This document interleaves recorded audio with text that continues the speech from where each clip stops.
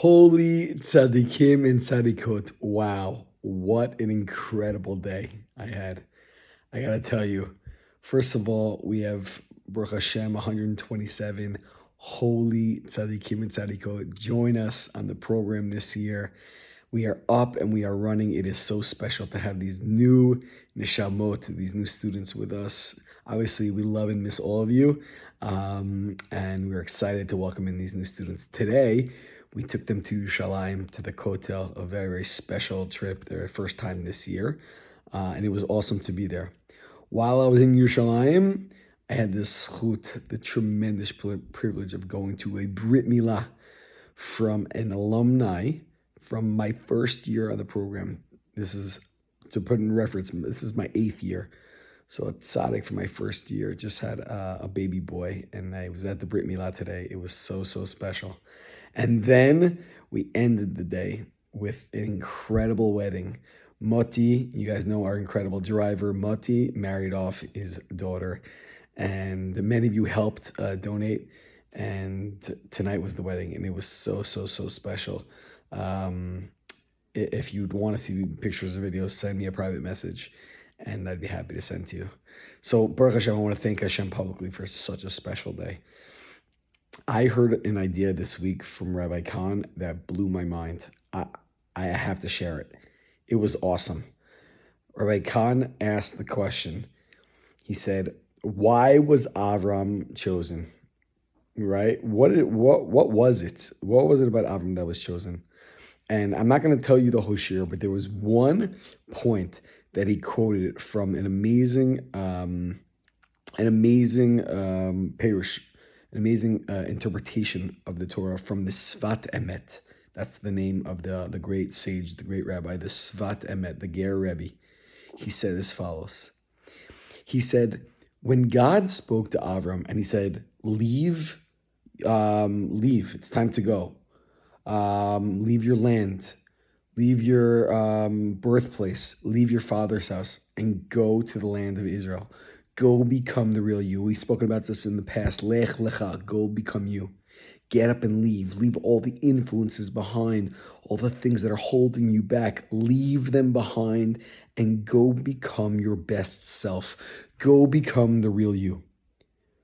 So why? Why did Avram, what did he do to get that revelation that God would speak to him and tell him to go to the land of Israel, right? And create a brit, a covenant with God to be the father of our nation. The Svat Emet says as follows. Listen to this, guys. He says, every person actually had that revelation, that Hashem actually spoke to everyone. But only Avram was willing to do something about the revelation that Hashem gave him, which means every other person ignored the message that Hashem was giving them. They kind of shoved it down, and like just didn't listen to it. Or maybe heard it, was like, yeah, whatever it is, it's not a big deal. It's not real. It's not God. But Avram said, you know what? This is what Hashem wants. I'm going to uproot my life and I'm going to go become the best me. I was blown away by this. You know what that means?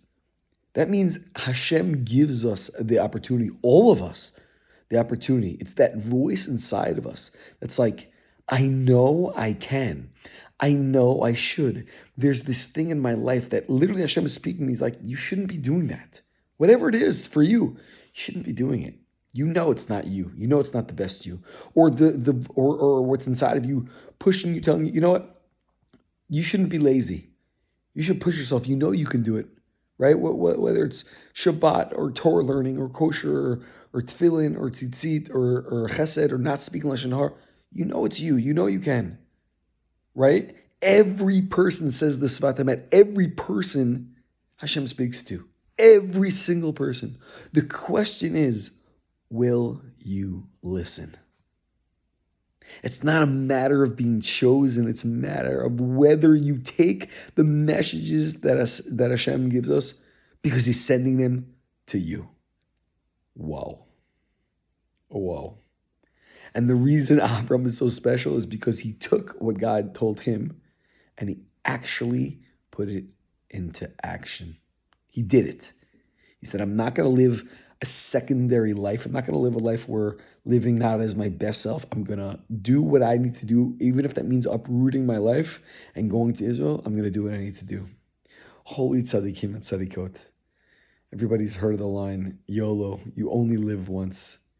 You only live once. Live your best life.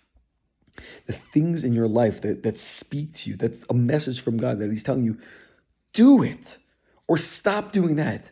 Don't ignore that. That's Hashem speaking to you directly, imploring you to be your best. You can do it. Hashem believes in you.